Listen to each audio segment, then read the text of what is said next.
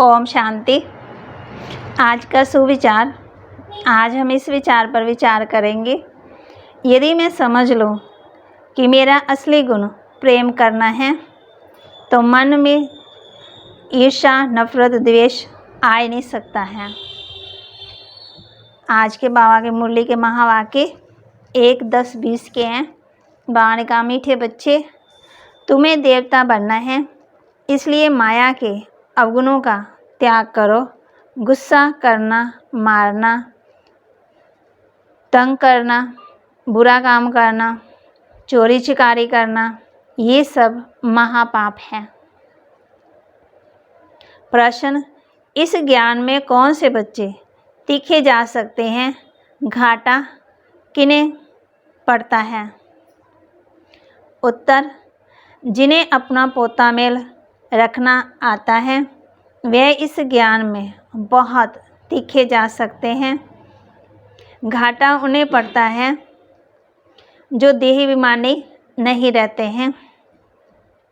बाबा कहते हैं, व्यापारी लोगों को पोता मेल निकालने की आदत होती है, वह यहाँ भी तीखे जा सकते हैं।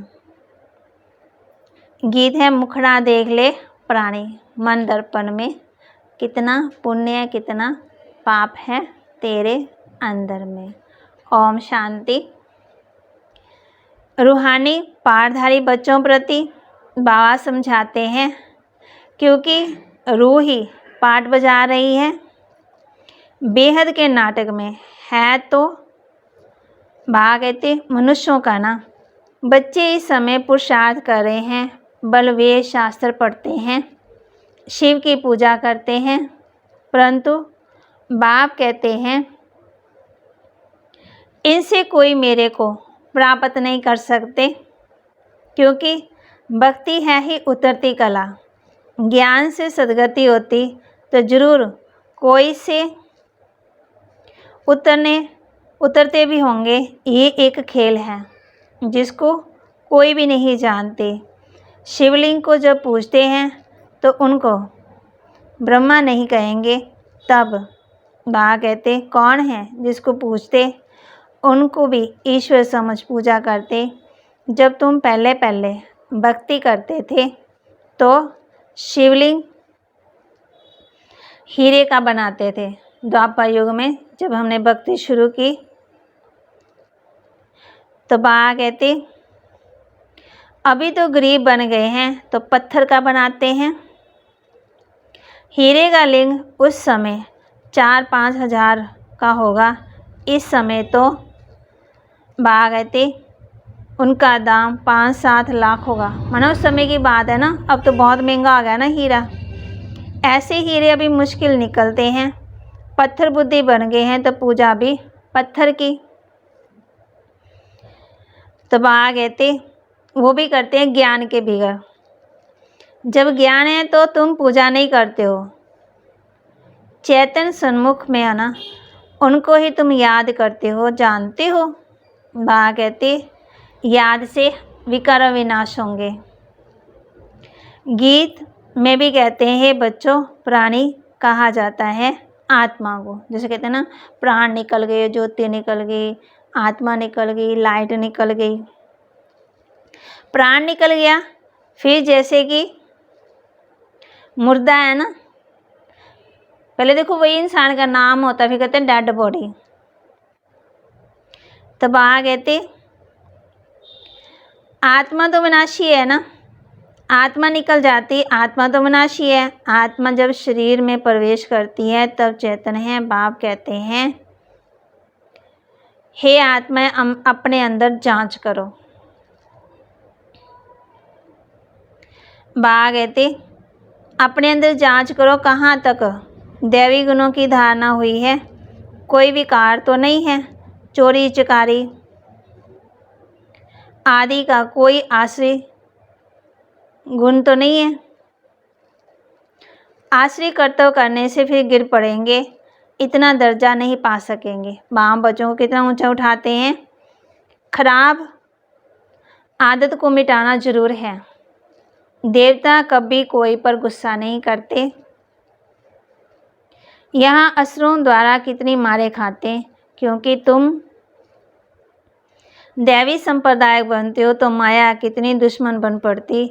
माया के अवगुण काम करते, मारना, तंग करना, बुरा काम करना, ये सब पाप हैं। तुम बच्चों को तो बहुत शुद्ध रहना चाहिए, चोरी चकारी आदि करना तो महान पाप है।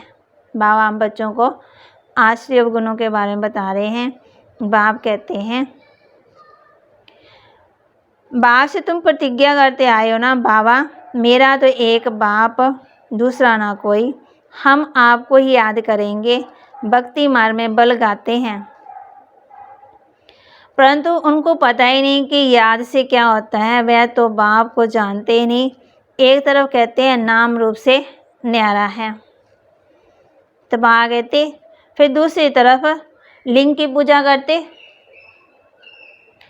तुमको अच्छे से समझकर फिर समझाना है। बाप कहते ये भी जज करो कि महान आत्मा किसको कहा जाए। श्री कृष्ण जो छोटा बच्चा है, स्वर्ग का प्रिंस है, वह महात्मा है या आजकल के कलयुगी मनुष्य। भागवत सोचो, वह विकार से पैदा नहीं होता ना, वह तो है निर्विकारी दुनिया, ये है विकारी दुनिया। भागवत इस दुनिया में क्या है, दुख है, और उस दुनिया में सुख है ना। निर्विकारी को बहुत टाइटल दे सकते हैं, विकारी का क्या टाइटल है, श्रेष्ठाचारी तो एक बाप ही बनाते हैं, वह है सबसे ऊंच से ऊंच। और सब मनुष्य पाठधारी हैं तो पाठ में जरूर आना पड़े। बाबा कहते सतयुग है श्रेष्ठ मनुष्यों की दुनिया, जानवरवादी सब श्रेष्ठ हैं, और वहाँ माया रावण ही नहीं है। कहाँ पे, सतयुग में। वहाँ ऐसे कोई तमोगुणी जानवर होते ही नहीं है, तुमको मालूम है। बाबा कहते वहाँ पे विकार होता ही नहीं है। मोर डेल ये विकार से बच्चा पैदा नहीं करते, उनको आंसू गिरता तो बाबा कहते उसे ढील धारण करती, नेशनल बर्ड कहते हैं ना। सतयुग में ये विकार का नाम ही नहीं है। बाबा कहते वहाँ दुख देने वाली चीज़ें नहीं है ना। मोर का पंख पहला नंबर जो विश्व का प्रिंस है श्री कृष्ण, उनके माथे में लगाते हैं। कोई तो रहस्य होगा, तो ये बाप, ये सब बाप भागते रिफाइन करके समझाते। वहाँ बच्चे कैसे पैदा होते वह तो तुम जानते हो, वहाँ विकार होते ही नहीं है। बाप कहते हैं तुमको देवता बनाते हैं तो अपनी जांच पूरी करो। मेहनत बिगर विश्व का मालिक थोड़ी बन सकेंगे। जैसे तुम्हारी आत्मा बिंदी है वैसे बाप भी बिंदी है, इसमें मूंझने की कोई दरकार ही नहीं है। कोई कहते हैं हम देखें, बाप कहते हैं देखने वालों को तो तुम बहुत पूजा की, फ़ायदा कुछ भी हुआ नहीं है। अब यथार्थ रीति से मैं तुमको समझाता हूँ। मेरे सारा पाठ में भरा हुआ है सुप्रीम सोल होना, सुप्रीम फादर। कोई भी बच्चा अपने को लौकिक बाप को ऐसे नहीं कहेंगे कि एक कोई कहा जाता है ना, बाबा कहते सन्यासियों को तो बच्चे तो है, बच्चे हैं नहीं जो बाप कहें, ये तो सब आत्मा का बाप है जो वर्षा देते हैं। बाप बच्चों को क्या दे रहे हैं, आज समझाने दे रहे हैं ना, वर्षा भी दे रहे हैं। बाबा कहते उन्होंने कोई गृहस्थ आश्रम तो ठहरा नहीं है। बाप बैठ समझाते तुमने ही 84 जन्म भोगे हैं। पहले तुम सतो प्रधान थे, फिर नीचे उतरते आए। अभी कोई अपने को सुप्रीम थोड़ी कहेंगे, अभी तो नहीं समझते हैं। बाप बार बार समझाते रहते हैं। मूल बात है कि अपने अंदर देखो कि हमारे में कोई विकार तो नहीं है। रात को रोज़ अपना पोता मेल निकाल करके निकालो। जैसे बाबा कहते व्यापारी हमेशा पोता मेल निकालते हैं ना, गवर्नमेंट सर्वेंट पोता मेल नहीं निकाल सकते। बाबा कहते उन्हों को तो मुकर्रर तनख्वाह मिलती। इस समय ज्ञान मार्ग में व्यापारी तीखे जाते हैं। पढ़े लिखे ऑफिसर इतना नहीं है, व्यापार में तो आज 50 रुपये कमाए, कल 60 फिर कमाएंगे, कभी घाटा कभी फायदा भी होता है ना। गवर्नमेंट सर्वर की फिक्स पे होती है ना, तब आगे इस कमाई में तो अगर देही बेईमानी नहीं होंगे तो घाटा पड़ जाएगा। माताएं तो व्यापार करती नहीं है, उनके लिए तो और ही सहज है, कन्याओं के लिए तो और भी सहज है। बा कहते क्योंकि माताओं को तो सीढ़ी उतरनी पड़ती है ना, बलिहारी उनकी जो इतनी मेहनत करती। बा कहते भी कन्या तो विकार में गई नहीं है, तो छोड़े फिर क्या, पुरुषों को तो कितनी मेहनत लगती। बा कहते परिवार की संभाल करनी पड़ती, सीढ़ी जो चढ़ी है ना। फिर सबसे जास्ती होता है पति का प्रेम। तुम्हें तो पतियों का पति, परमात्मा को याद करना है और सबको भूल जाना है ना।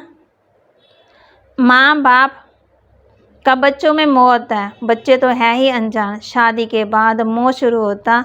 पहले स्त्री प्यारी लगती, फिर बच्चे, फिर बाप का बच्चों में मोह जाता। बा कहते कुमारी निर्विकारी है तो पूजी जाती है, तुम्हारा नाम ही है बीके, तुम मैमा लायक बन फिर पूजा लायक बनते हो। बाप ही तुम्हारा टीचर भी है, तो तुम बच्चों को नशा रहना चाहिए। किस बात का, कि बाप हमारा बाप भी है, टीचर भी है और सतगुरु भी है।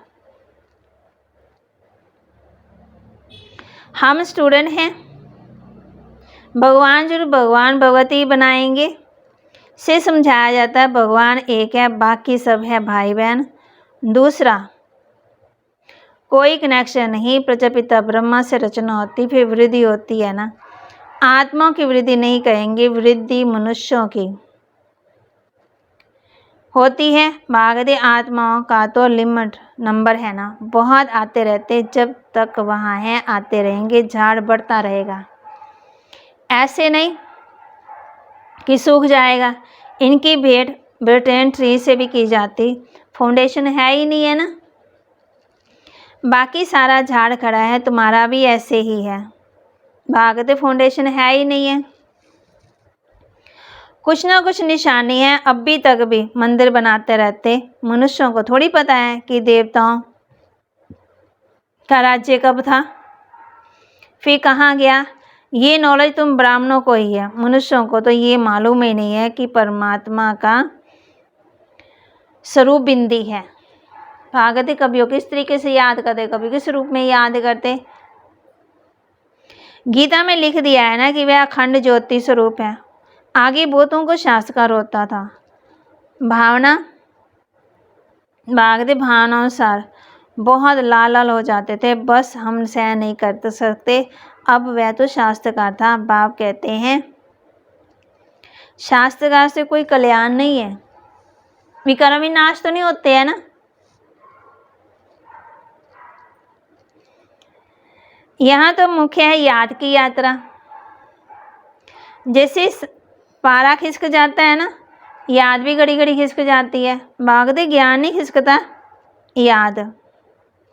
कितना चाहते हैं बाप को याद करें, फिर भी और ख्यालात आते रहते। इसमें ही तुम्हारी रेस है, ऐसे नहीं कि फट से पाप मिट जाएंगे, समय लगता है कर्मातीत अवस्था बनने में। कर्मातीत अवस्था हो जाए फिर शरीर ही ना रहे, परंतु अब भी तो कर्मातीत अवस्था को पा ही नहीं सकते, फिर उनको सतगुणी शरीर चाहिए। तो अब तुम बच्चों को बाप को याद करना है, अपने को देखते रहो। इसमें कोई बुरा काम नहीं होता, पोता मेल जरूर रखना है। ऐसे व्यापारी जट साहूकार बन सकते हैं। कौन साहूकार बन सकते हैं? जो अपना पोता मेल रखते हैं ना। बाप के पास जो नॉलेज है वह दे रहे हैं। बाप कहते हैं मेरी आत्मा में ये ज्ञान नुंदा हुआ है, हूबहू तुम वही बोलेंगे जो कल पहले ज्ञान दिया था। बच्चों को ही समझाएंगे ना, और क्या जाने। तुम इस सृष्टि चक्कर को जानते हो, इसमें सब एक्ट्रेस का पार नूंदा हुआ है, बदल सदल नहीं हो सकता है ना कोई छुटकारा पा सकता है। हाँ, बाकी समय मुक्ति मिलती है। तुम तो भागदे ऑलराउंडर हो ना 84 जन्म लेते हो, बाकी तो बाद में आते हैं ना। बाकी सब अपने अपने घर में रहेंगे, फिर पिछाड़ी में आएंगे। मोक्ष जाने वाले यहाँ आएंगे ही नहीं, वह भी पिछाड़ी में चले जाएंगे। ज्ञान कभी सुनेंगे नहीं। मच्छरों दिश आए और गए। ये तो ड्रामानुसार पढ़ते हो ना। जानते हो बाबा 5000 वर्ष पहले भी ऐसे राजयोग सिखाया था। तुम फिर औरों को समझाते हो कि शिव बाबा ऐसे ऐसे कहते हैं।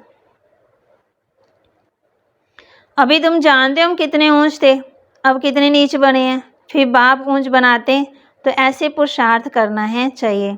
यहाँ तुम आते हो रिफ्रेश होने। इसका नाम पड़ा है मधुबन। मधुबन माना मधुरता। तुम्हारे कलकत्ते में, बॉम्बे में थोड़ी मुरली चलाते हैं, मधुबन में मुरली बाजे। कृष्ण के लिए भी कहते हैं ना मधुबन में मुरली बाजे। तो बागरे जैसे बाबा के घर में जाते हैं तो कितनी खुशी होती है ना वहाँ जाने से। मधुबन में जा रहे हैं मुरली सुनने के लिए, बाबा के पास आना होगा रिफ्रेश होने के लिए। नई नई पॉइंट्स निकलती रहती। सम्मुख सुनने से तो फील करते हो बहुत फ़र्क रहता। आगे बहुत चल, बहुत पार देखते हैं बाबा पहले पहले। सब सुना दे तो टेस्ट निकल जाए। आहिस्ते आहिस्ते इमर्ज होता जाता। एक सेकंड ना मिले दूसरे से। बाप आए हैं रूहानी सेवा करने, तो बच्चों का फ़र्ज है रूहानी सेवा करना। बाप किस लिए आए? कम से कम ये तो बताओ, बाप को याद करो और पवित्र बनो। पवित्रता में फेल होते क्योंकि याद नहीं करते हैं। तुम बच्चों को बहुत खुशी होनी चाहिए। हम बेहद के बाप के सम्मुख बैठे हैं, जिसको कोई भी नहीं जानते। ज्ञान का सागर वे शिव बाबा ही है। देहधारी से बुद्धि योग निकाल देना है। क्या करना है? शिव बाबा का ये रथ है, इनका रिगार्ड नहीं रखेंगे तो धर्मराज बहुत डंडे खाने पड़ेंगे। भागदे के ब्रह्मा बाबा का रिगार्ड नहीं रखेंगे तो फिर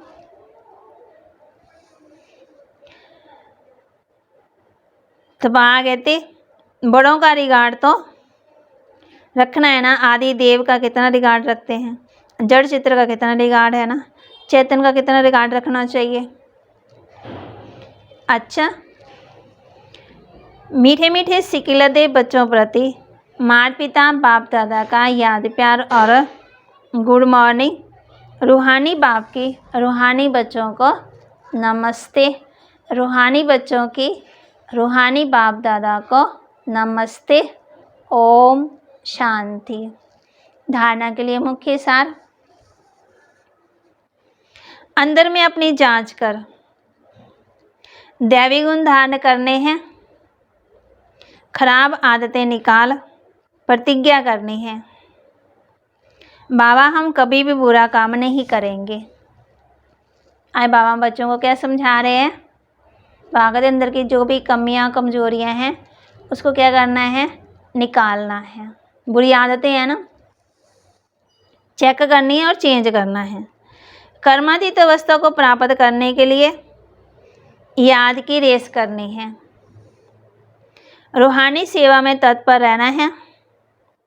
बड़ों का रिगार्ड भी रखना है। कई बच्चे कहते हैं ना हमारा तो शिव बाबा से कनेक्शन है, ब्रह्मा बाबा से नहीं है, हम तो शिव बाबा को याद करते हैं। तो बाबा कहते ब्रह्मा बाबा का भी क्या रखना है? रिगार्ड रखना है ना। वरदान दे रहे बाबा बच्चों को।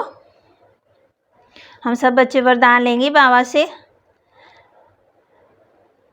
सरल खजानों को स्वयं के प्रति व औरों के प्रति यूज़ करने वाले अखंड महादानी भव। सरल खजानों को स्वयं के प्रति और औरों के प्रति यूज़ करने वाले अखंड महादानी भव। जैसे बाप का भंडारा सदा चलता रहता, रोज देते, ऐसे आपका भी अखंड लंगर चलता रहे, भी देते रहें, किसी न किसी को कुछ न कुछ देते रहें, दुआएं देते रहें, तंदुरुस्ती देते रहें, शुभ भावना शुभकामना देते रहें। ये बाबा कहते लंगर चलता रहे। कौन सा? देते रहना ना, कुछ न कुछ देते रहना। स्माइल दे दो और कुछ नहीं देना, स्माइल ही कर दो, क्योंकि आपके पास ज्ञान का, शक्तियों का, खुशियों का भंडारा भरपूर है। कहते ना, भंडारा भरपूर काल कंकड़ दूर। इसे साथ में रखने व यूज़ करने में कोई खतरा नहीं है। ये भंडारा खुला होगा तो चोर नहीं आएगा। कौन सा? बंद रखेंगे तो चोर आ जाएंगे। इसलिए रोज अपने मिले हुए खजानों को देखो और स्वयं के प्रति, औरों के प्रति यूज़ करो तो अखंड महादानी बन जाएंगे। क्या करना है? बागरे जो खजाने मिले हैं ना, गुण मिले हैं, शक्तियाँ मिली हैं, उसको क्या करना है? हमने यूज़ भी करना, औरों को भी देने हैं। स्लोगन, सुने हुए को मनन करो और मनन करने से ही शक्तिशाली बनेंगे। जो सुना हुआ ना, उसको क्या करना है? मनन करो। अगर मनन करेंगे तो शक्तिशाली होंगे। कैसे होंगे शक्तिशाली? जैसे गाय है ना, गाय क्या करती है? जुगाली करती रहे तो क्या कहते हैं कि ये तंदुरुस्त है। अगर नहीं करेगी तो वहाँ कहते जो मैं आपको महावाक्य सुनाता हूँ, और क्या करो उसको? महावाक्य जो है ना, गीता सुनाता हूँ, तीजी की कथा सुनाता हूँ, सत्यनारायण की कथा सुनाता हूँ। इन महावाक्यों को अपने जीवन में धारण करो, तो मनन करते रहो। मनन माना मन, मन में बाबा की याद रहेगी तो मन तंदुरुस्त रहेगा। मन में खजाने याद रहेंगे कि मेरे पास ये खजाने हैं, मेरे पास ये शक्तियाँ, मेरे पास ये गुण है, तो मन क्या रहेगा? हर्षित रहेगा, खुश रहेगा ना फिर। इसलिए बाबा कहते हैं जो भी खजाने मिले हैं, सुने हुए को मनन करो जरूर। भी आज बाबा की मुरली में गया था, चाहे आप 5 मिनट निकालो, चाहे 10 मिनट निकालो, तो आज से पता है ना कि वो हमने वो शुरू किया है क्वेश्चन आंसर का। तो आपने मुरली सुनी है तो इसका आंसर भी देना है, ठीक है?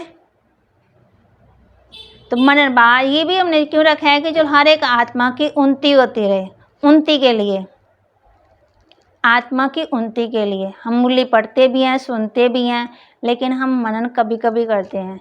अभी क्या हमारा चलेगा? मनन कि इस क्वेश्चन का आंसर क्या है, ठीक है? तो सभी भाई बहन इस पर ध्यान देंगे, चाहे नए हैं चाहे पुराने हैं, तो सब इस पर ध्यान देंगे और मुरली पर पूरा अटेंशन देकर सुनेंगे, फिर उसका आंसर भी देंगे। फिर आपको क्या मिलेगी? बाबा हम बच्चों को वैसे तो प्राइज़ देते हैं स्वर्ग की, तो वहाँ गए थे, फिर क्या मिलेगी?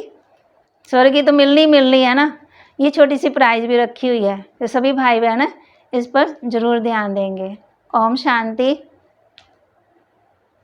ओम शांति। कौन बनेगा पद्मावती का पहला सवाल है आज। बाप दादा का क्या फरमान है और बच्चे किसमें फेल हो जाते हैं? आप सभी के जवाब आज रात 12 बजे तक ही मान्य होंगी। इसकी सही जवाब आपको कैल रूहानी पढ़ाई चैनल पर कैल की मुरली में मिलेगा। ओम शांति। सबसे पहले आपको YouTube पे जाकर रूहानी पढ़ाई सर्च करना होगा और फॉर करंट मुरली ओपन करके पूरी मुरली ध्यान से सुनी होगी। फॉर मुरली के बीच में जो प्रश्न पूछे जाएंगे उसके उत्तर आपको डिस्क्रिप्शन बॉक्स में एक ब्लू कलर की लिंक को क्लिक करके एक फॉर्म में देना होगा। तो आप ये वीडियो ध्यान से देखिए कि किस तरह से आपको जवाब देना है।